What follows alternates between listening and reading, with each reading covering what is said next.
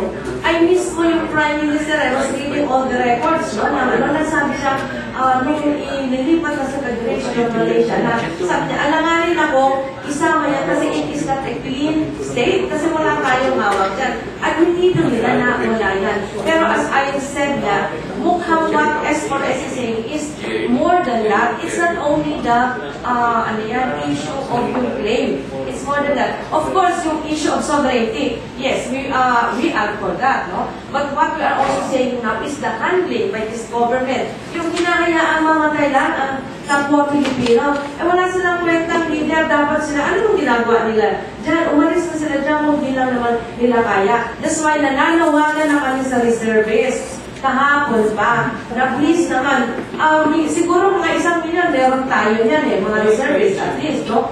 Yung Malaysia, 15 million, Pilipinas, 95 million, may reservists tayo mga 1 million. Pagtulungan na natin, na para ang ating bansa naman, yung mga Pilipino na nasa Sabah, ay maprotektahan. Kasi binabaliwala lang ni Lloyd, wala siyang pakialam, hindi naman siya tatay, siya ay binata. Ang sa kanya, magbarkada-barkada, mamaril, at saka mambabae. O ano yung kanyang talagang tunay na pagkiling sa Pilipino? Wala So dapat wala na siya dyan. Kaya reservists, we call on you, please move and act. Pero may tanong dito, no? Pero mamaya ko na kayo tatanungin. Bakit reservist lang? Hindi yung aktibong miyembro ng pagbansang pulisya ng Armed Forces of the Philippines. Teka muna, sino ba naman sa niya? Sige. Kay Ma'am Linda. Ma'am, may binanggit ka po kanina na yung stand-up posibleng makarating yung kaguluhan dito sa Manila. Yes. Ma'am, can you specify kung elaborate ang kaguluhan? Ganito yan. Kasi, ang solidarity for sovereignty, hindi lang yan civilian component, meron kami military component. So, in other words, meron kami military intelligence na nakakarating sa amin. Kaya nga marami kaming informasyon na nakukuha. Pero siyempre, nasa sa amin yan na informasyon. Now, the information that has reached us includes yung possibility na, o kaya, the scenario na dahil hindi pinapansin yung nangyayari doon, nasasaktan na, umiiyak na, naaagrabyado na yung mga Pilipino. Hindi lang sa pati yung sa Sultab, Sulu, Tawi-Tawi, at saka Basilan. So silang lahat pagkain, hirap na sila. And then, in-interview nung isang araw si si Hernandez, yung kaya ayaw siguro matatanong siya. Tinanong, ano ba ang programa ng DFA para, ano ba ang polisiya para makakapit ng problema? Wala, hindi masagot, wala pa. Tinanong si Tim Kisuliman, meron ba kayong preparasyon? So that in case of anything, wala pa talagang definition na larong gagawin sila. So in other words, napapabayaan yung ating mga kapwa Pilipino, mga kapatid sa Mindanao at sa Sabah. So because of that, na nasasaktan sila, one way of really waking up the whole country to this growing conflagration is to bring the battle, the war right here in Manila. That's the information we are getting. Worst scenario? Worst scenario. Worst case scenario. Worst case scenario. We don't know. We don't know. That could be part of it. What else? Think of the worst. That could be it. Wow. Are you ready for war? Okay, Nick. Tanong ko kay Ma'am Linda. Sabi niyo, composed of military and other sources meron tayo. Pero parang kahit po yata yung AUP dito. Although na kami ay nasa AUP, kahit po yata yung AUP. Hindi ibig sabihin na pagtahimik, walang ginagawa. So, tingnan natin kung ano talaga. Nananawagan kami sa reservists. Pero hindi ibig sabihin na, walang panawagan para sa buong Armed Forces of the Philippines kasi time and again, kung titingnan ninyo sa aming website sa s4s.org.ph, ang panawagan sa military ay nandiyan na, matagal na. So we do not know. Tingnan mo lang si Norbin Gonzales. Nabanggit lang yung pangalan niya, nagpunta na kay Iran. Gusto lang niya pumapit at sumikat, makilala mo na yung animal. Anyway.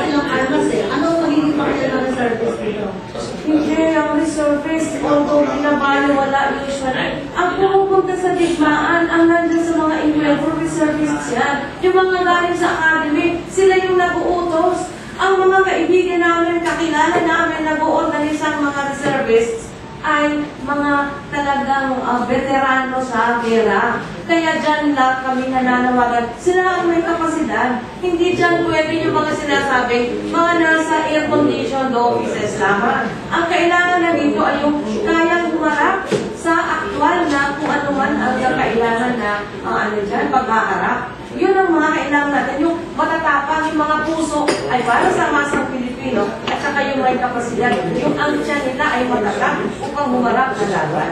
Kasi kami po ay reservist din, kaya medyo na ang kami sa inyo siya tawag lahat ng mga reservist. Kaya po kami reservist po kami na. Exactly. Kaya kami nananawagan sa reserve kasi ang reservists ay all over the country. Sinasabi ko nga aabot sa million or maybe more, no? Pero what we're trying to say is that meron ng mga reservists na gumagalaw. Kaya lang, kailangan pang gumalaw lahat. Kaya nananawagan na kami sa lahat. So kung kayo, nananawagan na rin kami sa inyo. Siguro may mag-contact na lang sa inyo na talagang mga reservists na pagdating ng panahon, ano na lang ito, isang pagkilos na lang yan. Magkakaisa na.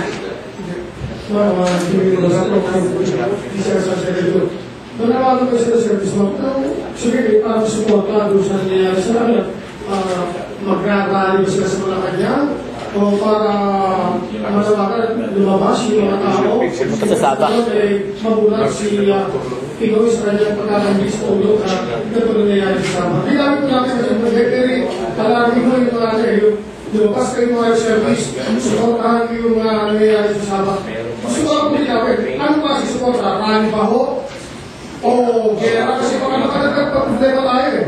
Sa dami lang sinasabi yung service na 1 million eh. Sa bawang sila pupunta? Sa Tawi-Tawi, sa Sabah, o sa Malacanang pag-rally? Ako ba tinatanong mo o si Linda? Sasagutin ko rin yan pagkatapos yung ganita. Ang aming pinaninindigan sa Solidarity for Sovereignty na medyo yung people power lampas na yun. Alam mo, yung people power EDSA 1, EDSA 2, EDSA 3, no? Ngayon, ang nangyari dyan, yung EDSA 1 siguro umuubra pa yung talagang galing sa puso. Pero EDSA 2, nag-umpisa na dyan yung bayaran ng pag-attend ng rally. And then, EDSA 3, gano'n rin. Ngayon, babayaran mo para mag-attend, babayaran rin para mo mag-attend. So, ang kailangan mo na dyan, hindi na lang million, by the hundreds of million. We don't have that capacity. Now, so what we are saying is that kung hindi na kaya yung people power, ang kailangan na dyan talaga yung tulong-tulong na lang ng sambayanan. Wala nang pera-pera dyan, wala na yung politiko. Now, we are calling on the reservists because we believe na they are part of the Filipino people at saka may pagmalasakit sila. Kasi alam niyo naman, di ba, yung ating mga, yung ating sa Constitution, the Armed Forces of the Philippines is the protector of the people and the state. So that's why we are calling on them, because they are the protector of the people and the state. Now, kung as to what they will do, we leave it to them. Okay. Kagimi, gusto ko itong imbitahan sa tinayo namin Concerned Citizens Group, Patriotic of Filipino. Ang aksyon